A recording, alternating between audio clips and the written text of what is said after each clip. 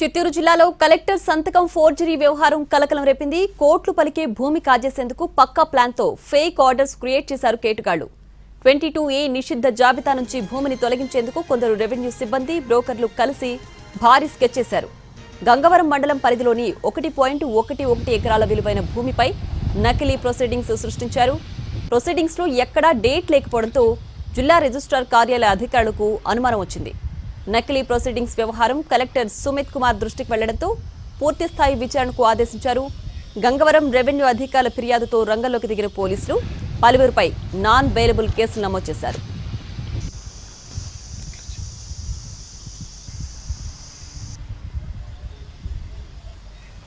చిత్తూరు జిల్లాలో కలెక్టర్ సంతకం ఫోర్జరీ వ్యవహారం కలకలం రేపింది.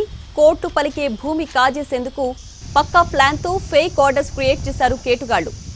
22A నిషిద్ధ జాబితా నుంచి భూమిని తొలగించేందుకు కొందరు రెవెన్యూ సిబ్బంది, బ్రోకర్లు కలిసి భారీ స్కెచ్ చేశారు. గంగవరం మండలం పరిధిలోని 1.11 ఎకరాల విలువైన భూమిపై నకిలీ ప్రొసీడింగ్స్ సృష్టించారు.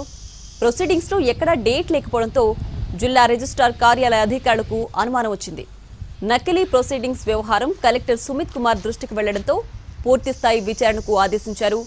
గంగవరం రెవెన్యూ అధికారులు ఫిర్యాదుతో రంగంలోకి దిగిన పోలీసులు పలువురిపై నాన్ బెయిలబుల్ కేసు నమోదు చేశారు.